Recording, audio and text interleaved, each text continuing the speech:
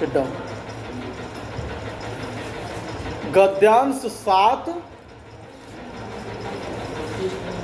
संस्कृत भाषा, देव भाषा, देववाणी, सुर भारती, गीर्वाण भारती इत्यादि भी अनेकैः नामभिः अपि विख्याता अस्ति। सर ये ऊपर के लिखा है घ में। घ प्रश्न घ उपर्युक्तस्य गद्यांशस्य कृते समुचितम शीर्षकम लिखत। ये प्रश्न है, एक कह रहा है कि उपर्युक्त गद्यांश का उचित शीर्षक लिखिए। ये क्वेश्चन नंबर 6 का है। गद्यांश नंबर 6 का है। गद्यांश 6 जो है उसके लिए कह रहा है, जैसे मान लीजिए शीर्षक में तो समझ रहे हैं चैप्टर। हाँ, तो जैसे पाठ का नाम होता है ना, वैसे ही इस गद्यांश का क्या नाम रख सकते हैं? वेयर इज राध्या पांडे गई कैसा है? भाई? सो ऊपर वाले गद्यांश को, यानी कि जिसको आपने पढ़ लिया गद्यांश 6, उससे संबंधित वो प्रश्न है कि उस गद्यांश का उचित शीर्षक क्या हो सकता है, आप लिखिए। यानी कि आपको लिखना है वो। ऐसा प्रश्न आपको परीक्षा में भी पूछा जा सकता है। हमें भी हो सकता है पिछली परीक्षा में आया हो, या नहीं आया होगा तो आ सकता है। उपर्युक्त से गद्यांशस्य कृते समुचितम शीर्षकम लिखत, यानी कि जो गद्यांश आपने पढ़ा उसका उचित शीर्षक लिखिए। यानी कि उसी नाम से, जैसे मान लीजिए भगवान श्री कृष्ण के विषय में आपने पढ़ा गद्यांश को, तो उसका एक नाम आप भगवान श्री कृष्ण भी लिख सकते हैं, उसका शीर्षक। बात समझ रहे हैं? उसी गद्यांश के आधार पर उसका कोई नाम देना होता है। अब ये नहीं है कि भगवान श्री कृष्ण के विषय में वो गद्यांश पढ़ाया गया है, लिखा गया है, और आप कह दें कि महात्मा गांधी उसका शीर्षक होगा, तो इसका मतलब क्या कि गलत हो जाएगा। सीधे बैठिए। उसी गद्यांश से संबंधित कोई नाम आपको देना है, ठीक है? समझ में आया? 100%? कोई doubt? Okay, now come to the point. Sanskrit भाषा देव भाषा, यानी कि संस्कृत भाषा जो है उसको देवताओं की भाषा भी बोलते हैं। यानी कि संस्कृत भाषा देवताओं की भाषा है। देववाणी देवताओं की वाणी है। सुर भारती, इसका मतलब भी देवताओं से ही है। गीर्वाण भारती इत्यादि भी अनेक ही नाम भी अविख्याता अस्ति। यानी कि संस्कृत भाषा जो है बहुत सारे नामों से जानी जाती है, जैसे देव भाषा, देववाणी, सुर भारती, गीर्वाण भारती इत्यादि अनेक नामों से संस्कृत भाषा जो है विख्यात है, प्रसिद्ध है। संस्कृत भाषा दुनिया में अनेक नामों से विख्यात है। उन नामों में कौन कौन सा नाम है? देव भाषा, देववाणी, सुर भारती, गीर्वाण भारती, ऐसे अनेक नामों से संस्कृत भाषा जो है जानी जाती है। आप पढ़ रहे हैं? ऐसा विश्वस्य सर्व प्राचीना भाषा मन्यते, यह संसार की सबसे प्राचीन यानी कि सबसे पुरानी भाषा मानी जाती है। कौन सी भाषा? संस्कृत भाषा। संस्कृत भाषा संसार की सबसे प्राचीन भाषा मानी जाती है। विश्वस्य अनेकासाम भाषाणाम जननी इयम, विश्व के बहुत सारे यानी कि अनेकों भाषाओं की माता मानी जाती है संस्कृत। जननी, जननी मतलब क्या होता है? माता। जननी मतलब क्या होता है? माता। तो संस्कृत भाषा जो है विश्व की अनेकों भाषाओं की माता मानी जाती है। अस्याः महत्वम वेदैः पुराणैः उपनिषद्भिः शास्त्रैश्च सुतरां गीयते। इस भाषा की महत्ता, यानी कि संस्कृत भाषा का महत्व वेदों में, पुराणों में, उपनिषदों में, शास्त्रों में विशेष रूप से गाया जाता है। यानी कि संस्कृत भाषा का महत्व जो है वेदों में, पुराणों में, उपनिषदों में और शास्त्रों में विशेष रूप से या अत्यधिक रूप से गाया जाता है। सुतराम, सुतराम का मतलब होता है अत्यधिक या विशेष रूप से। बात समझ में आ रही है? बोलिए। गीयते यानी कि गाया जाता है। अस्याह व्याकरणम अनुपमम वर्तते, इसका व्याकरण अनुपम है, अद्भुत है, बड़ा है। जैसे हिंदी में आप व्याकरण पढ़ते हैं, इंग्लिश में ग्रामर पढ़ते हैं, वैसे ही संस्कृत में भी व्याकरण पढ़ाया जाता है। और संस्कृत का व्याकरण बहुत ही अद्भुत, बहुत ही बड़ा, बहुत ही व्यापक है। संस्कृत भाषाया वैज्ञानिकतां विलोक्य वैज्ञानिकाः इमां कंप्यूटर यंत्रस्य सर्वथानुकूलां भाषां मन्यन्ते। संस्कृत भाषा की वैज्ञानिकता को देखकर वैज्ञानिकों ने संस्कृत भाषा को कंप्यूटर के लिए सबसे अनुकूल भाषा माना है। बात समझ रहे हैं? संस्कृत भाषा की वैज्ञानिकता को देखकर वैज्ञानिकों ने संस्कृत भाषा को कंप्यूटर के लिए सबसे अनुकूल भाषा माना है। यानी कि कंप्यूटर में बहुत सारा काम जो है वो संस्कृत भाषा के थ्रू किया जाता है। वस्तुतः संस्कृतम स्वकीयैः अद्भुतैः गुणैः एव दिव्यत्वम आश्रयति। कह रहे हैं वास्तव में संस्कृत भाषा जो है अपने गुणों के कारण, अपने अद्भुत गुणों के वजह से, अपने अद्भुत गुणों के कारण दिव्यता को प्राप्त करती है। यानी कि दिव्य भाषा मानी जाती है या दिव्य भाषा कही जाती है, क्योंकि संस्कृत भाषा के गुण ही इतने अद्भुत हैं। गुण गौरवेण पदलालित्येन च इयं सर्वान् जनान् आकर्षति।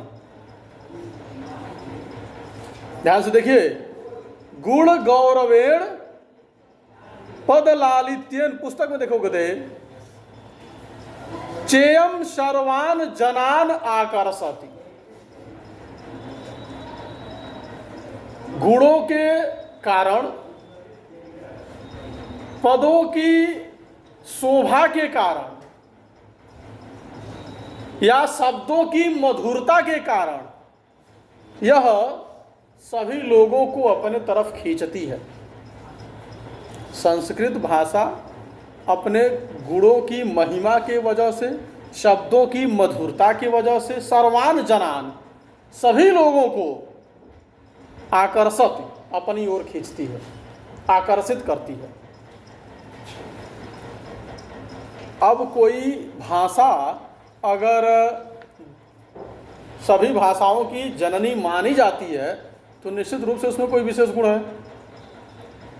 है कि नहीं? बोलिए।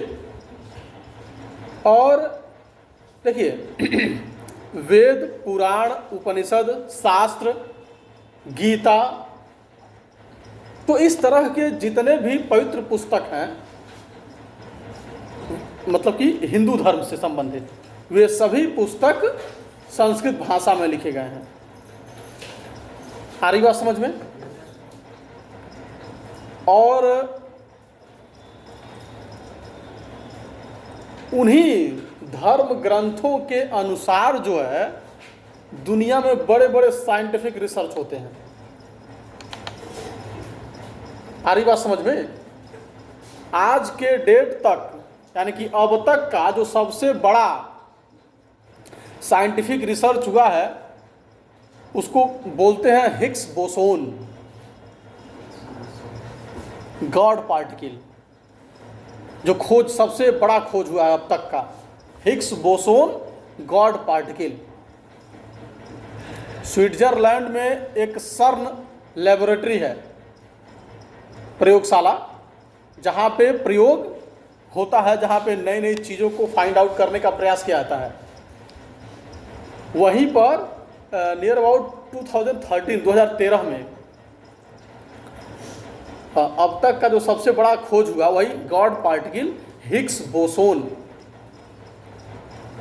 का खोज हुआ, उसी को अब तक का सबसे बड़ा खोज माना जाता है।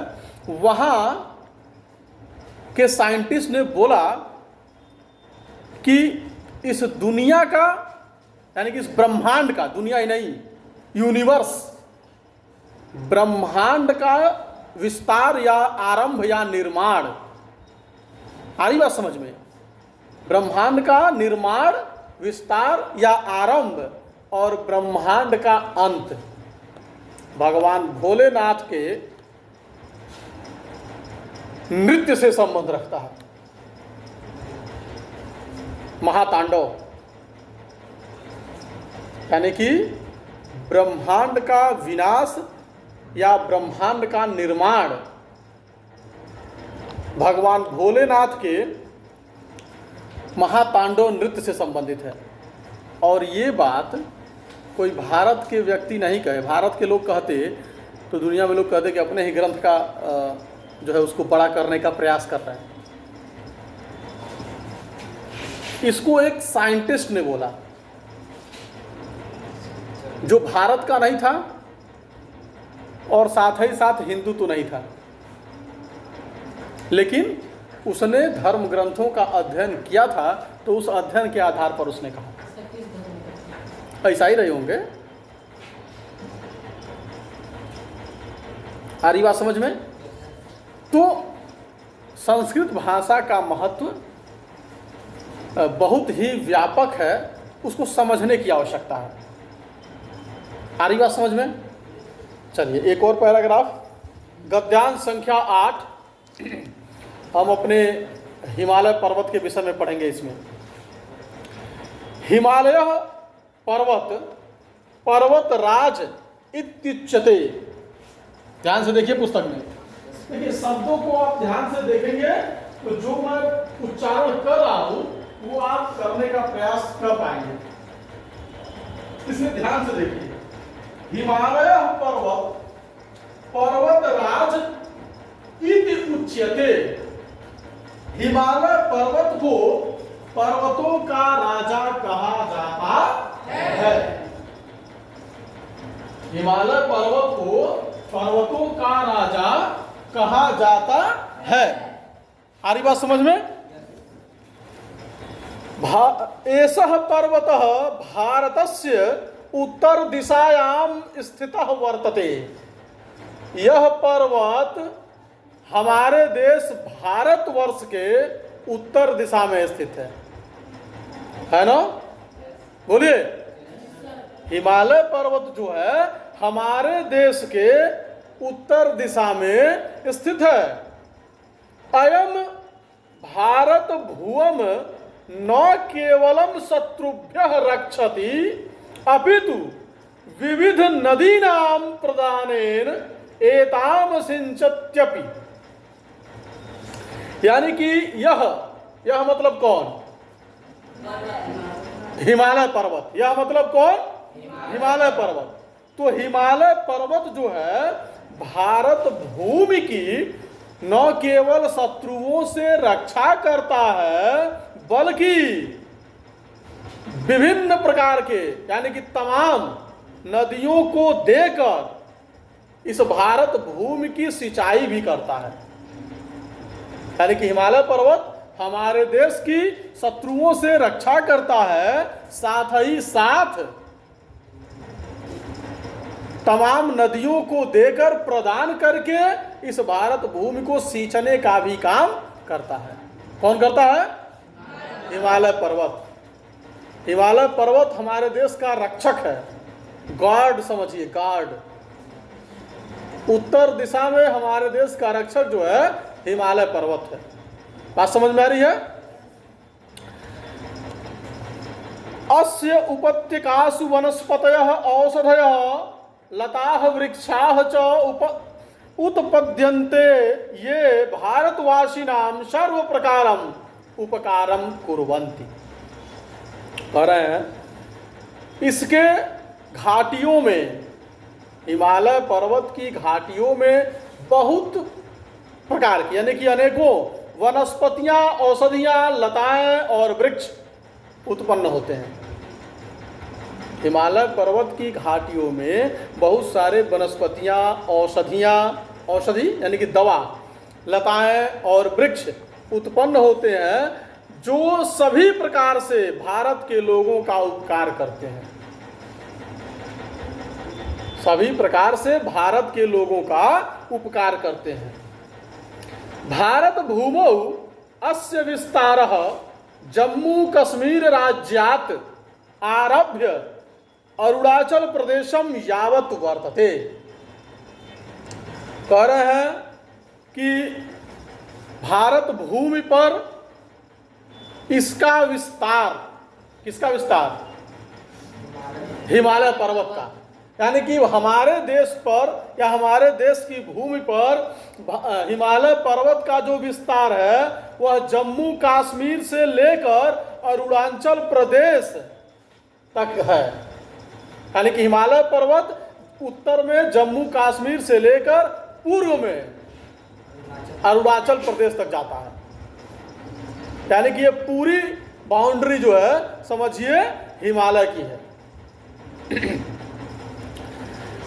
अस्मादेव पर्वतात् गंगा यमुना शतद्रुः वितस्ताः ब्रह्मपुत्रादयः नद्यः जायन्ते। इसी पर्वत से गंगा, यमुना, शतद्रु, वितस्ता, ब्रह्मपुत्र इत्यादि नदियां निकलती हैं या बहती हैं जो हमारे देश में आकर हमारे देश की भूमि को सींचने का काम करती हैं। अस्य प्रदेशः पवित्रः सुरम्यश्च। यह प्रदेश जो है यानी कि यह पूरा क्षेत्र बहुत ही पवित्र और सुंदर है। बहुत ही पवित्र और सुंदर है। जनाः दूर देशेभ्य अस्य उपत्यकासु स्थितानि नगराणि तीर्थस्थानानि च द्रष्टुम आगच्छन्ति। हिमालय पर्वत की घाटियों में जो नगर स्थित है या तीर्थ स्थान स्थित है उनको देखने के लिए दूर देश से लोग आते हैं। जनाः दूर देशेभ्य यानी कि विदेशों से भी लोग आते हैं हिमालय पर्वत की घाटियों में जो नगर या और तीर्थ स्थान स्थित हैं उनको देखने के लिए। जैसे इस टाइम अभी जो गर्मी का समय चल रहा है ना, तो गर्मी के समय में मसूरी, नैनीताल, ऊटी, दार्जिलिंग, हरिद्वार, ऋषिकेश ये ऐसे जगह हैं जहां लोग घूमने जाते हैं और ये सब पहाड़ी क्षेत्र हैं।